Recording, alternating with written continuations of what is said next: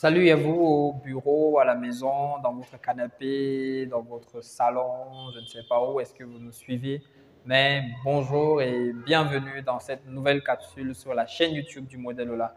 Aujourd'hui, nous allons prendre une nouvelle opération de base en mathématiques, celle de la soustraction, dans laquelle on calcule une différence qui est le résultat que l'on obtient à la fin d'une soustraction. Comme je l'ai déjà dit peut-être plus tôt dans d'autres vidéos, nous faisons ce travail d'explication des opérations de base en mathématiques pour donner un élément, un support de travail aux enseignants, aux parents ou à tout autre curieux qui aimerait avoir des compétences dans ces différentes opérations, être capable de les expliquer de la meilleure des manières possibles, être capable de transmettre la connaissance et la compréhension de ces opérations pour permettre plus tard que les enfants, que les élèves, que les apprenants soient en mesure de faire le choix d'une opération lorsqu'il est en train de faire une résolution de problème, de faire ce choix, de faire le bon choix et d'être capable de justifier, parce que c'est ça le plus important, être capable de justifier son choix, dire pourquoi est-ce qu'il a fait ce choix.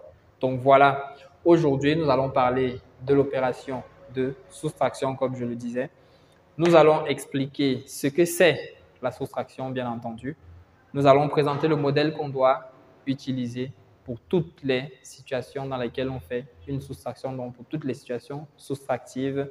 Et nous allons terminer par la manière ou bien les phrases qu'on peut utiliser pour faire l'explication de son choix lorsqu'on a décidé de choisir une soustraction dans un problème.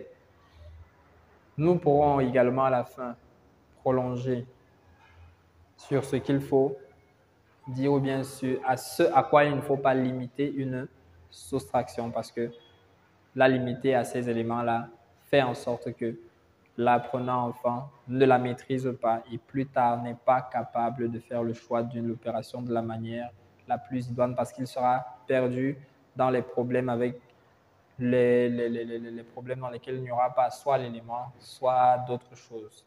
Bien, nous allons donc commencer. Veuillez vous installer. Nous allons utiliser ce petit problème que nous avons préparé au préalable, dans lequel il est dit qu'une ficelle mesure 42 mètres. On la coupe en deux morceaux. Un de ces morceaux mesure 17 mètres. Quelle est la longueur de l'autre morceau? Avant d'entrer dans le problème, nous allons dire que une soustraction ou bien le calcul d'une différence nous fait entrer maintenant non plus dans les notions de tout, dans lesquelles nous étions avec la multiplication et l'addition, mais maintenant dans les notions de partie. Parce qu'avec une différence, dans le calcul d'une différence, on est en train de calculer une partie qui appartient bien entendu à un tout.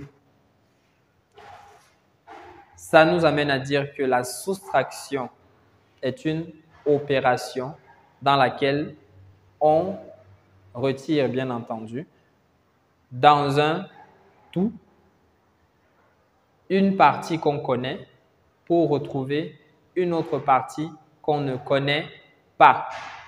Et c'est elle qui constitue notre différence.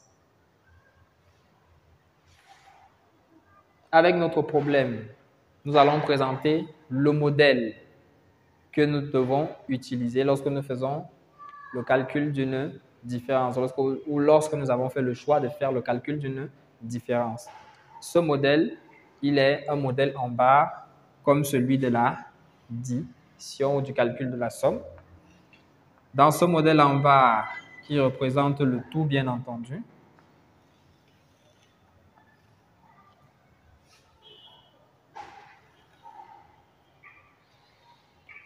dans ce modèle en barre qui représente le tout, que nous connaissons déjà ici, puisque quand on nous dit une ficelle mesure 42 mètres, 42 mètres, c'est la longueur de toute la ficelle. Donc, nous représentons notre ficelle et nous mettons sa mesure 42 mètres. On connaît déjà la valeur du tout. Toute cette ficelle mesure 42 mètres. Maintenant, on connaît une des parties de ce tout-là, qui est quoi? La mesure de l'un de ces morceaux, la longueur de l'un de ces morceaux. Elle est de 17 mètres. C'est une partie de ce tout. Nous allons représenter les 17 mètres comme ceci.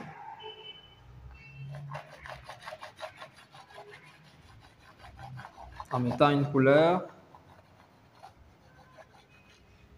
différente, celle-là, qui représente les 17 mètres, qui est une partie de ce tout, qui est la longueur totale de la ficelle. Nous avons donc cette autre partie dont nous ne connaissons pas la valeur. Et c'est elle qu'on devra calculer. Je reviens avec l'explication de la notion de soustraction. C'est le calcul d'une partie qu'on ne connaît pas en ayant le tout et une des parties. On prend donc notre tout qui est de 42 mètres dans lequel on va venir retirer la partie qu'on connaît qui est de 17 mètres. On peut poser l'opération maintenant. 42 mètres moins 17 mètres, qui est une soustraction avec retenue. On va prendre une dizaine. Ça va nous faire 12 moins 7. Ça va faire, il va rester 5. On abaisse la retenue. 4 moins 2, il va en rester 2. Donc, la longueur de l'autre bout, ou bien de l'autre morceau de ficelle, sera de 25 mètres. L'autre longueur qui constitue l'autre partie de ce tout qu'on ne connaît pas, qu'on ne connaissait pas bien sûr, et qu'on a calculé. Maintenant, on a sa valeur. Donc, voilà ce que c'est qu'une opération de soustraction. Voilà ce que c'est que le calcul d'une différence. C'est le calcul d'une partie d'un tout. Lorsqu'on connaît le tout et la valeur d'une partie. Dans ce cas ici, c'est la valeur d'une partie. Dans d'autres problèmes, ça peut être la valeur de plusieurs parties. J'ai un problème ici, par exemple, dans lequel on a la valeur de plusieurs parties. On nous dit un tonneau contient 100 litres d'huile. On retire une première fois 26 litres et une seconde fois 15 litres. Quelle quantité d'huile reste-t-il dans le tonneau?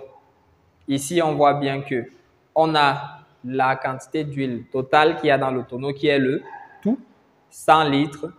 Et on a plusieurs parties de ce tout. Première partie, les 28 litres qu'on retire la première fois. Deuxième partie, les 15 litres qu'on retire la deuxième fois. Donc, ces parties-là vont entrer dans notre modèle. Si nous devons faire notre modèle, par exemple, pour ce problème, nous ferons notre barre qui aura la valeur totale de 100 litres, dans laquelle on mettra les 28 litres et les 15 litres, je crois bien.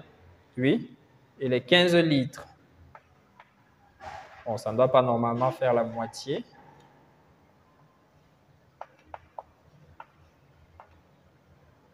Parce qu'on veille toujours à ce que les éléments soient proportionnels dans notre barre. Donc, on a 28 litres et 15 litres. Et là, on a la partie qu'on ne connaît pas. C'est elle qu'il va nous falloir calculer. Ici, déjà, on a des parties d'un même tout. Ce tout ici, ce sera quoi? La quantité d'huile qu'on a retirée. On va faire ici la somme pour avoir la quantité totale qu'on a retirée qui est un tout. Une somme. On recherche le tout. On a ce tout. Maintenant qu'on a ce tout, on va venir ici faire la différence avec la quantité totale. Donc, voilà comment est-ce que représenter facilement notre problème. On peut voir ce qu'il y a lieu de faire et justifier le choix de chacune de nos opérations, que ce soit pour l'addition ou la soustraction, addition sur laquelle j'ai bifurqué dans la vidéo. Bien, on termine donc par des phrases que vos enfants peuvent utiliser ou bien que vous pouvez leur faire utiliser. Lorsqu'il a décidé de faire sa soustraction, il peut dire « je fais une différence ici parce que j'ai le tout et une ou des parties de ce tout et je cherche l'autre partie que je ne connais pas. Bon, je vais faire la différence entre le tout qui est de tant. Ici, le tout qui est de 42 mètres, le tout qui est la longueur de la totale de la ficelle qui est de 42 mètres, moins la partie que je connais qui est la longueur d'un des morceaux qui est de 17 mètres pour trouver l'autre partie que je ne connais pas qui est la longueur de l'autre morceau. Ça prend du temps, mais c'est une manière de faire réfléchir l'enfant, de l'amener à développer une certaine compétence, un certain niveau de réflexion, comme d'habitude dans le modèle OLA. C'est ce que nous recherchons, avoir des apprenants enfants qui développent un certain niveau de réflexion. Comme je disais au début de la vidéo, il y a des limitations, des éléments dans lesquels on peut limiter la soustraction. Ce sont des mots, par exemple, qu'on fait souvent retenir aux enfants. On va dire quand tu vois le moins, quand tu vois enlever, quand tu vois retirer, quand tu vois donner, ainsi de suite. Des mots comme ça, des termes comme ça, qu'on fait souvent retenir aux enfants et qui les perturbent plus qu'ils ne les aident lorsqu'il faut faire le choix d'une opération. Parce que dans des problèmes complexes, il n'y aura pas ces mots. Pourtant, il faudra qu'il fasse une différence. Pourtant, il faudra qu'il fasse le calcul d'une somme et ainsi de suite. Donc, évitons de limiter les opérations à ces quelques bribes de mots, mais enseignons-leur la réelle compréhension de chacune des opérations. Voilà, nous sommes arrivés au terme de notre petite capsule sur le calcul de la différence ou sur l'opération de la soustraction. J'espère que cela vous a été très édifiant et que vous commencerez maintenant à utiliser ces modèles pour vos problèmes au niveau de vos salles de classe à partir de la base. Parce qu'on a vu dans la vidéo sur la notion d'addition que ces modèles-là pouvaient être également utilisés à partir de la CIL et du CP avec des variables tous distinctes. Donc voilà, nous vous disons bonne continuation et à la prochaine capsule. Merci bien.